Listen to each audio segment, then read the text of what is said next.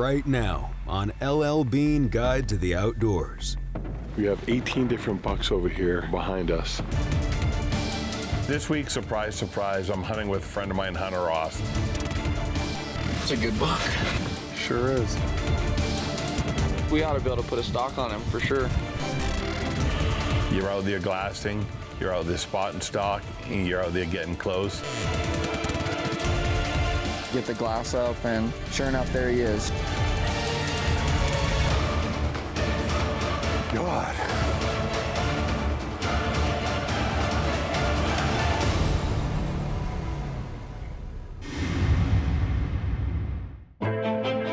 LL Bean started with one simple idea: build a comfortable boot that would keep his feet warm and dry. Well, necessity became the mother of invention, and the Maine hunting shoe was created. What followed was a legacy that would span a century. And little did he know that the boot he made for himself would still be made the same way 100 years later. LL Bean has grown to become the worldwide resource for all who love the outdoors. So join great-grandson of LL Bean, Bill Gorman, and discover your adventure with LL Bean's Guide to the Outdoors.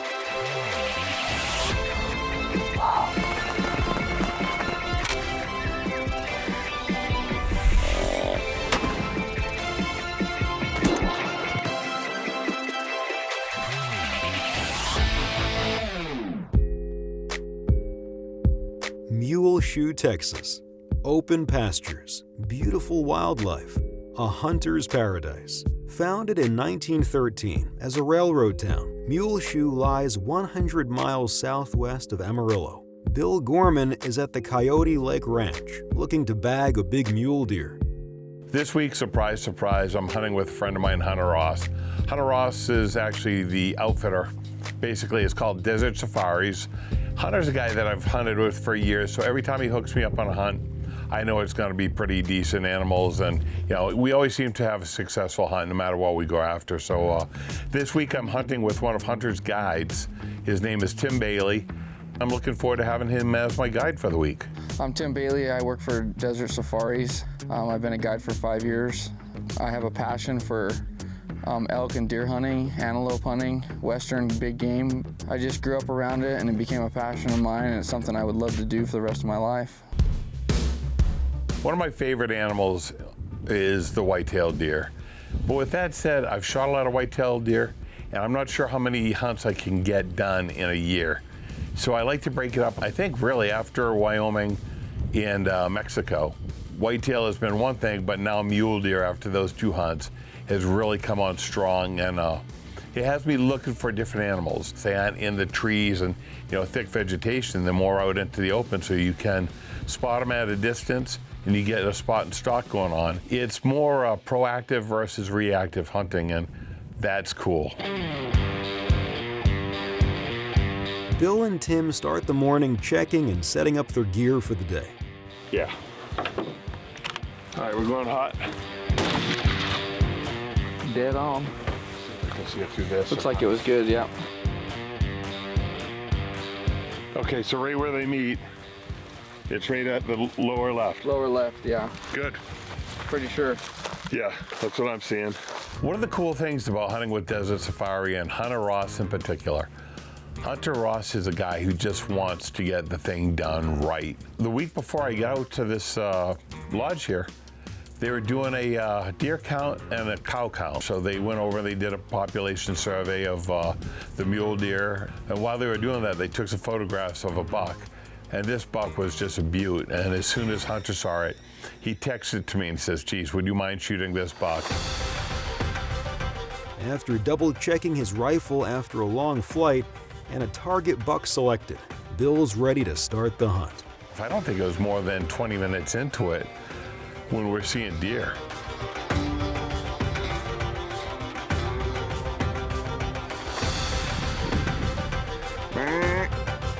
And sure enough, I mean, this cold weather did not let us down. It's a good buck. Sure is.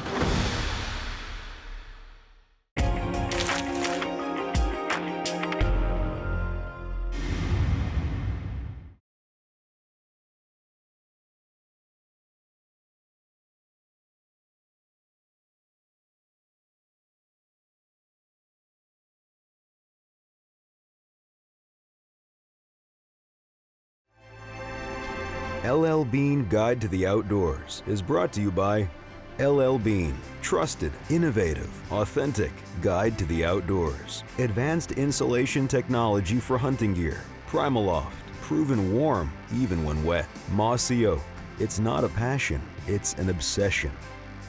And Swarovski Optic. Bill's hunting mule deer in Texas with desert safaris. He and his guide Tim have already come across some beautiful bucks. However, most of these deer are a little young. That'll be a good buck in a few years. Yeah, Young, but he's young. I mean, his animal structure is really nice, but again, he's inside the ears and he's just short everywhere, but it's a good start. That buck over there is awesome. You know, another 2 to 3 years, he's going to be potential for a shooter. I mean, he seems to have a good start. The forks are looking good, but again, he's young, he's small, he's not what we're looking for. Within the next half hour, we drive to another spot, and sure enough, I think we saw 18 bucks all gathered up together. Yeah, there are at least 4 over here. Out of those 18, there looked like 3 good ones. 3 decent. Oh, well, they just walked over the ridge. We have 18 different bucks over here. 2 to 3 of them look like they might have size to them. We've got 4 more over behind us, and then just a boatload of does everywhere, so it's looking really decent today.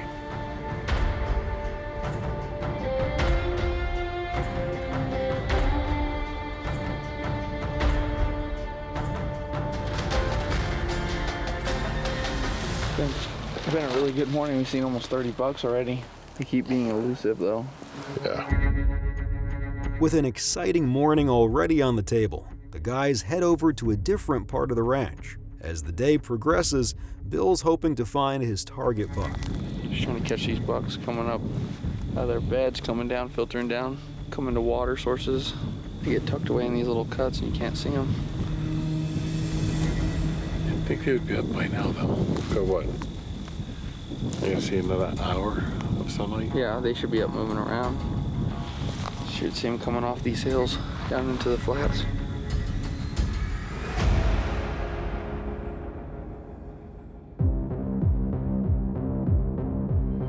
You know, as planned, we're out in the field, and it was like the last hour, maybe hour and 15 minutes where the animals really started to move. Temperature was dropping.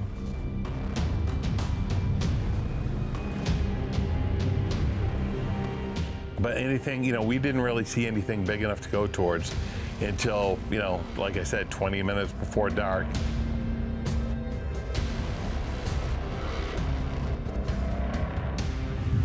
They are nervous now that they're over. That's the best buck that was in that bunch in the back.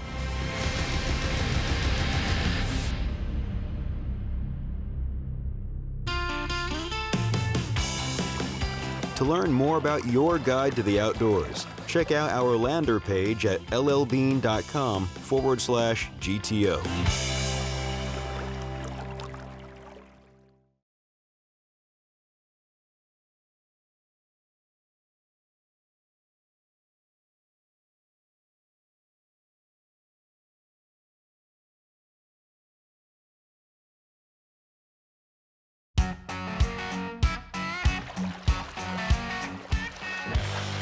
This segment is brought to you by LL Bean, trusted, innovative, authentic guide to the outdoors.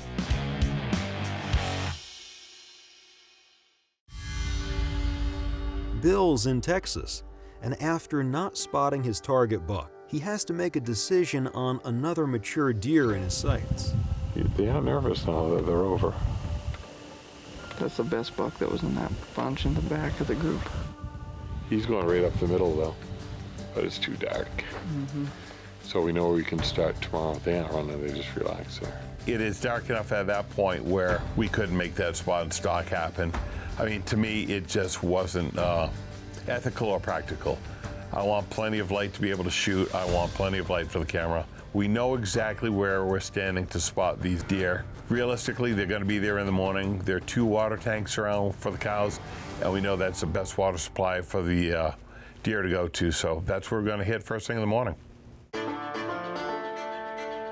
As the sun begins to rise in camp that next morning, Bill's feeling great about the hunt ahead. And sure enough, we get out there at dark 30, we can see the area. We basically took a back route and got right where we were from, day one. We're on this high spot. We get on the binoculars, and my God, we look at 200 yards from us, and there are 3 bucks there. Not the ones we saw the night before, but these are new bucks, and that's actually the one Hunter sent me a picture of. That's that buck. You can see his extras right there. And once he turns and gives us a profile shot, you know it's a buck, because there's just all this funky stuff on him. It's a good buck. Sure is. This is the deer we're going after. I mean, that's one Hunter sent me a picture of, and he just looks beautiful. We watched him run off with his buddies, and we didn't move. We stayed on top of that hill, and we glassed him. Yeah, we'll just keep an eye on him for a while. If he stays in that area, we're good. It's not typical, that's for sure. I'm hoping he'll just get right up in there and just lay down. Oh, if we'd lay down, then we could make a stalk and go zap him. I'm gonna say, we watched those 3 guys go up and hang out on the ridge, and they stayed there feeding for about an hour plus. Then they started feeding off, and sure enough, we knew it was time for them to lay down. There, they're going down in that brush. One by one, they peel off, they head to the left. Now, the hard part is, they go over this little ridge and go to the left, and we never see them again. We know relatively where they should be. 9:30, half a mile. Yeah. If he sits down there, we're good. Yeah, if he lays down in that brush, we got the wind in our face, we ought to be able to put a stalk on him for sure. Yep. Maybe he's gonna be I think he's gonna be right in between them. Okay. There is a way to get over there. All right. To get on the back side of him. Perfect. So we might be able to sneak around him. But again, with the topography and knowing it now, you can see a ridge that may look side by side, but it could be, 200 yards apart. Here, and then that little clump of higher ground. There's a road or path. Fence line maybe? Maybe. Straight over. I wonder what that is. Where's that clump? I don't know, but I think he's right here. I looked at Tim, I said, at this point, I'd rather walk and just get in. We don't need to drive any closer. It's close enough. I feel like we could probably sneak around the backside of that hill. Yep. Let's just, do this all on foot. And I liked it because Tim looks at me, smiles. He says, I was hoping you would say that. It might be our best plan of attack, to walk right around that hill right there. Just take it slow. So we'll just park here and we'll just head that way. Cool. So we got our gear, got out of the truck, and we just, moved on out. So what I do is I take my EL rangefinder on my binos, and I look at one set of trees, and I range that at a little bit about 1,143 yards. There's 2 posts with a cable between them. That's at about 1,200 yards. So now I've got 2 distinct waypoints to look at. And they're left of the post. And they're in that tree line. And they're in this tree line, so all right, so they might be on that ridge. They're between that tree line and that tree All right. line there. So we'll just kind of swing around them. The wind's blowing this way. And then to the left, there's another bunch of trees. So now I've got 3 spots, so I know a triangle relatively near where they should be. We're gonna come around them, we're gonna keep the wind in our favor, and basically try to walk right into the wind and get close to where those deer might be bedding down. And we're walking, I'm gonna say less than 4 miles an hour, taking it nice and slow. And my God, we made a great steady approach to the first hill. I'm thinking I was, 300 yards from the twin post, then 400 yards from the oaks. And we come to a ridge. We walked around that, eased up over the edge, looked in, no deer. See that big bush right there? Yeah. Those kind of looks like where they were at. Yeah, I think there's a little dip here, but we gotta just ease. We'll just take it real slow. Walk around that ridge, down the next depression. There's another ridge in front of us. Sneak up to that, it's about 100 yards away. Ease around, no deer. And they were in between that tree line and that hill. All right. I got one more ravine to cross. Tim's in front of me, but I'm a little bit taller than Tim, and I look to my left, and I see Eller, and I grab him by the shoulder. It's like, Tim, he's right here. And I got the binos on him, and sure enough, that's the buck.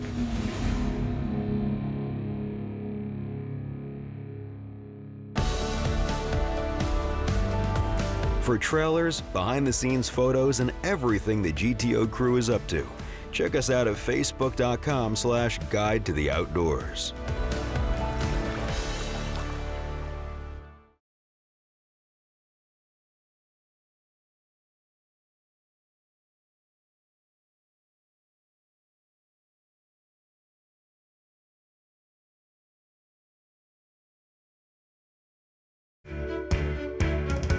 For more information about desert safaris, give them a call or check them out on the web.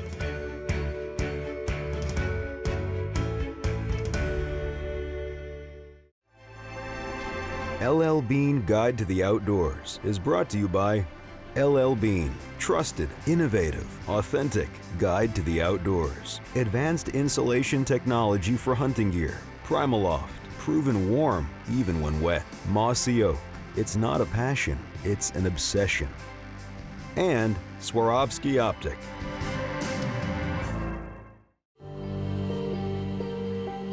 Bill's rounding off his trip to Texas hot on the trail of the helicopter buck.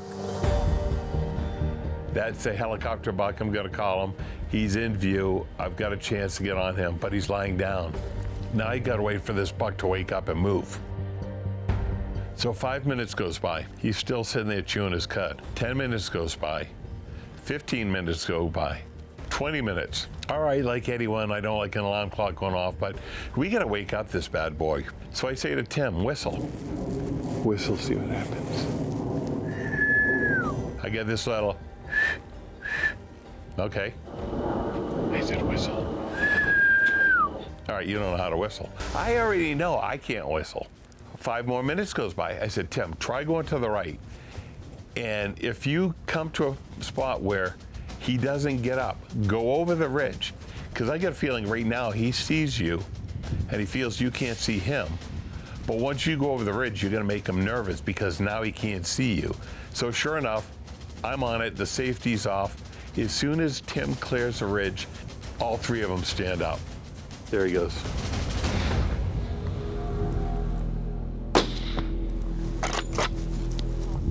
I get a shot in him. I see the impact. I hear it. I see it. I know I get a good shot, but he's still going up over the hill. I'm an ethical hunter. I'm going to put another shot in this guy. It's what you have to do. I don't want an animal to suffer. He's down. My God. No offense, but I went for the Texas hard shot. Hey, that's all right. Good shot. Thank you, sir. I mean, it's funny, I got pictures from Hunter, and Hunter says, I'd like you to go after this one buck. And sure enough, this is a buck. They're doing a helicopter survey. There's 25,000 acres here. They got some pictures of all these deer here, and this happened to be one that Hunter goes, how do you like to shoot this? And I was like, yeah, sure, right, I'm really gonna see that guy. Sure enough, first thing this morning, he's right there. We give him the 30 minutes, walk over 150 yards. So basically 20 yards from where he was bedded down. He's lying down there, and I walk up on this just magnificent animal. There he is. Oh God. That's a good buck. Look at that. Wow. What a buck. I mean, he looks like a mule, and I mean a donkey. I mean, he's so fat. I mean, he's just a big buck. He's super bladed. Yeah. And both sides, I mean. To have that matching right there. Yeah. My God. It's weird how you got the length here, and this is getting a little shy. You got length here. And is this the same one, and this an added point? So this would be your extra. Okay. I believe, and this is your main. This is your main fork here. This is an inline. Inline off his G. It'd be off his G4. And this is your blade here. Yeah. This is the exact one that Hunter sent me a photo of. Exact one. He was like, would you mind shooting this? I was like, heck no. I mean, just a gorgeous deer. To have such a beautiful animal, I mean, I'm blessed. I got to thank God every day I get to spend outdoors for harvesting an animal like this. I mean, beautiful shot right here.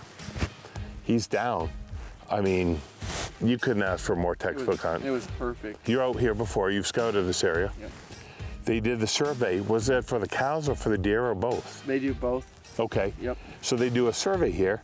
They knew this deer was on the property, and that's how Hunter got a picture for me. And then, you know, so we know roughly in 25,000 acres, which is huge, you go out, find it, and sure enough, you got monster deer. Everything came together perfect. Great. Thank you so much. Yes, sir. You did it good. Oh, I definitely got an addiction to mule deer hunting. I mean, this is different than Mexico and Wyoming. Everything's different, and what I like is this guy's a non-typical, obviously. He's got 1, 2, 3, 4, 5, 6, 7, 8 points here. 1, 2, 3, 4, 5, 6, 7, so a 7 by 8. I mean, he's awesome. You know, some people look for, oh, you gotta have super wide, you gotta have super tall, different forks. Yeah, I get that, and I play that game when I go to Mexico. This was something different. When Hunter sent me the picture, it's like, that's a buck I want to shoot. He's just that cool looking. That definitely doesn't disappoint. No, definitely not. What do you say we grab the truck and get out of here? Yes, sir.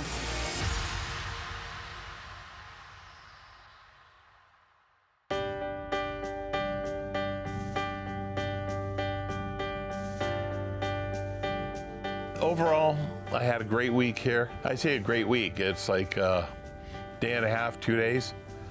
It's supposed to be a 4-day hunt. It just so happened where the picture I've got of the deer I wanted to shoot, and that deer showed up on morning number 2. We had a blast overall, hanging out with Tim, seeing the people around the ranch, just meeting the people here. My favorite part about hunting is meeting new people, especially when I'm guiding, and I couldn't ask for a better person to have met than Bill Gorman. You know, we had a good time all week, joking around and laughing. Great place to be. I love Texas. You know, Hunter's been a friend too long, puts me on quality animals. I'm gonna be here.